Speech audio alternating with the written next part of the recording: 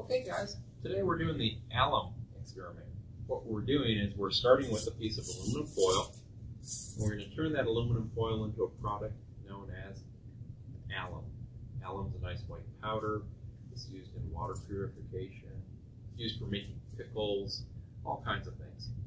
So you're taking one substance and you're turning it into another substance, which is a nice usable product. Now, to make the alum, you're going to have to go through a two-step process. The first reaction you're doing today, you're starting with your aluminum foil, you're reacting it with potassium hydroxide, you end up making some hydrogen gas, and you make this product, potassium aluminum hydroxide.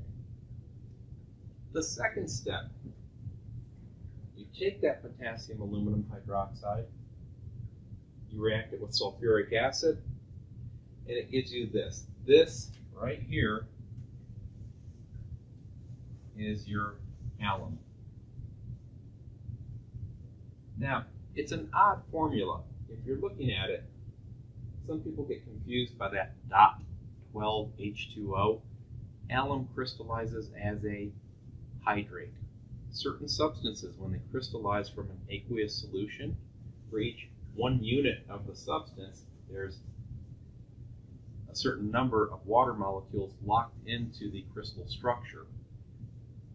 That notation sometimes bugs people. It really is as if the formula is KAlSO4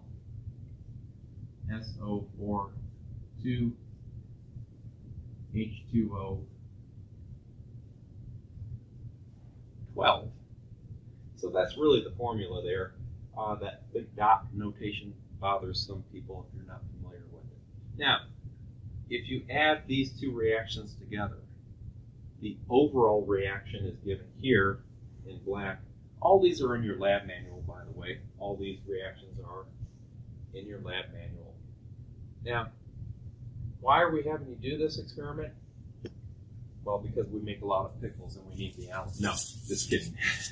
The purpose of this experiment is so that you can get the concept that chemistry is really about making stuff. Turning one substance into another substance. The other reason we have you do this experiment, well, if you're making something, you have to keep track of how much stuff you start with, how much stuff you finish with. So you have to do some stoichiometry. Yeah, you're going to have to do some stoichiometric calculations.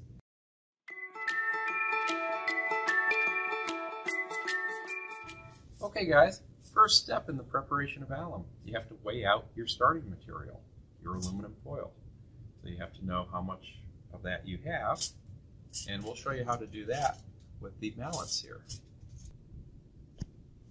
When you first walk up to your balance, sometimes it doesn't say 000.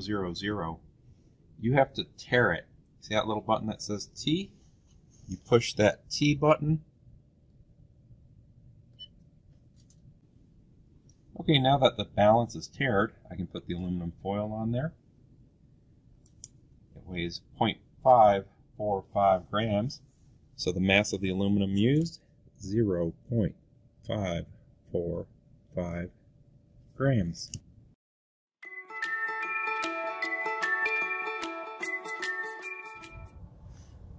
Alright, now that we have our aluminum foil weighed out, we tear it into little pieces. The only reason we're really doing that is so that it fits in the beaker where we're going to add our potassium hydroxide.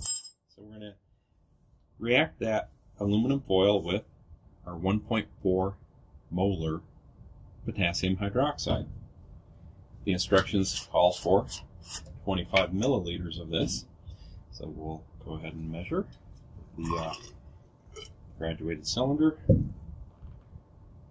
I've got a little bit more than that. I think I've got 27 milliliters, but we'll put it in there. Now, it should start to react eventually on its own.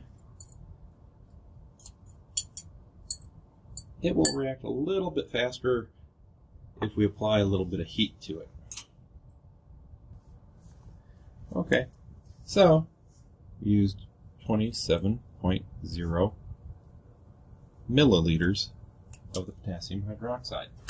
And this is after just 30 seconds or so on the hot plate. At this point, the reaction should be self-sustaining. It generates enough heat as it's reacting to keep going. And you can see that aluminum foil bubbling and sizzling, dissolving up in the potassium hydroxide. About 5 minutes or so, there won't be any aluminum foil left. The little bubbles that you're seeing, those are bubbles of hydrogen gas. Those are bubbles of hydrogen gas coming out of the solution as the aluminum reacts with the potassium hydroxide.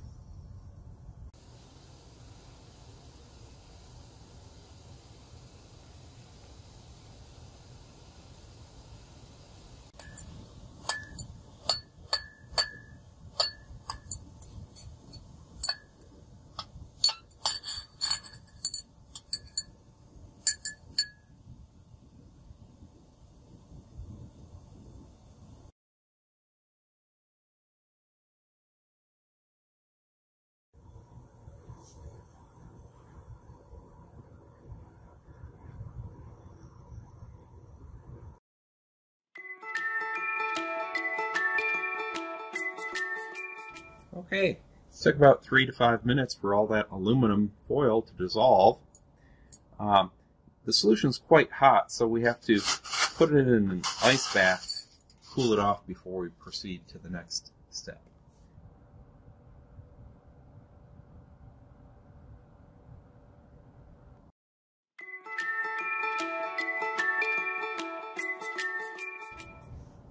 Okay guys, we've cooled off our solution of the potassium aluminum hydroxide. Now keep in mind, we used a huge excess of potassium hydroxide. So yes, we were able to dissolve the aluminum, but there's still quite a bit of just potassium hydroxide in there. The second step calls for us to react that solution with sulfuric acid. When I initially add the sulfuric acid, before it does anything with the aluminum, it's going to neutralize the hydroxide. Neutralization reactions, an acid and a base, create quite a bit of heat. That's why we cooled this solution off. Now, the procedure says to add 12 milliliters of the sulfuric acid. We'll measure that out. Looks like I have just about 12 milliliters there. I go to add that.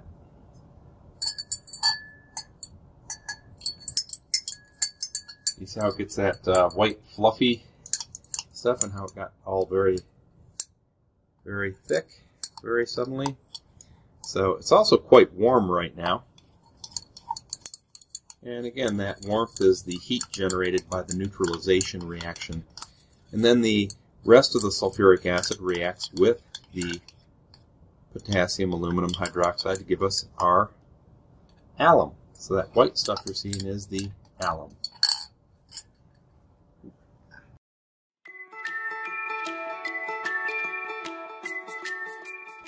Okay, the alum that we just produced, you can see it's that kind of a grungy white stuff.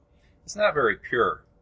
So to get a better product, we'll heat it up here on the hot plate. What happened here is the alum formed so quickly as a solid, it included any kind of impurities as it formed the solid. So if we heat it up to get a nice homogeneous clear liquid, and then we cool it back down again, we should get nice clean crystals of the alum.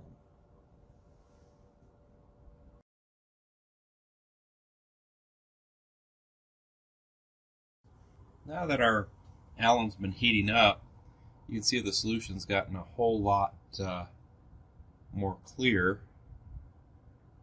See how all that grungy white stuff has dissolved. So the next step will be to put this on the ice bath and see if we get some crystals.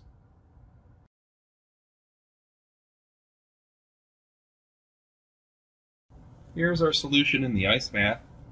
Sometimes you will spontaneously obtain nice clean crystals of alum here.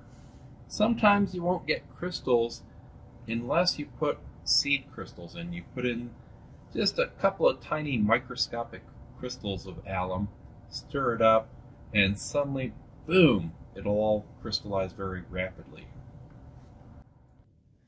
Okay guys, now our solution's been cooled off in the ice bath. We didn't get any crystals, but I have a stir rod here and you may not be able to see it. It's got a couple of teeny little crystals of alum in there.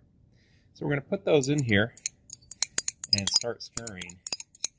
And that should initiate crystallization. And pretty quickly you see how the solution is getting all cloudy as we form some crystals. Again, it wasn't going to happen without us putting those seed crystals in there.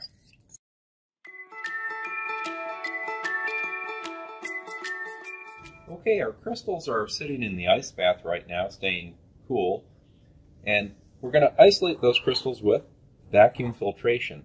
This is a Buchner funnel, comes apart. This is a vacuum flask. What we're going to do, since we want to know how much product we make, we're going to weigh our filter paper and the top half of the Buchner funnel. We're going to weigh that out. Then after we filter, we're going to weigh it again. By subtracting one from the other, we get the mass of the product, the mass of the crystals. Okay, I've hit the tare button, so my balance has been zeroed. I'm going to take the empty funnel and filter paper, weigh it. I'm getting 16.153 grams. Okay, so we got our 16.154 grams as the mass of the top of the Buchner funnel with the filter paper. Okay, we're going to isolate our crystals by vacuum filtration. This is the filter paper. We weighed that with the funnel. If you're not familiar with vacuum filtration, it's pretty simple. I think you get the idea. So, to make that filter paper lay flat, we typically wet that filter paper. And you keep your product cold until right before you're going to filter. So here's our crop of crystals. I can stir it up, pour it in, and I should have a nice crop of nice white alum crystals right here. So you can see that nice white crystalline product that we obtained there.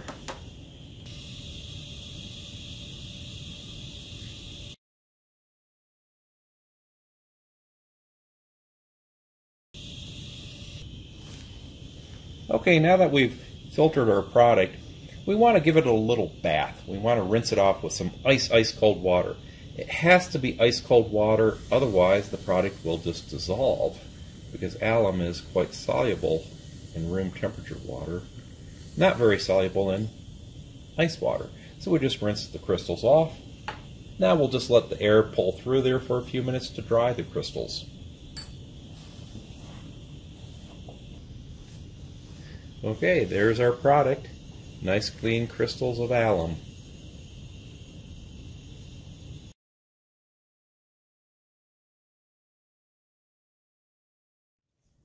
Okay, so now we're weighing the top half of the Buchner funnel with the filter paper and our product. We're getting 21.974. So we got 21.974 grams.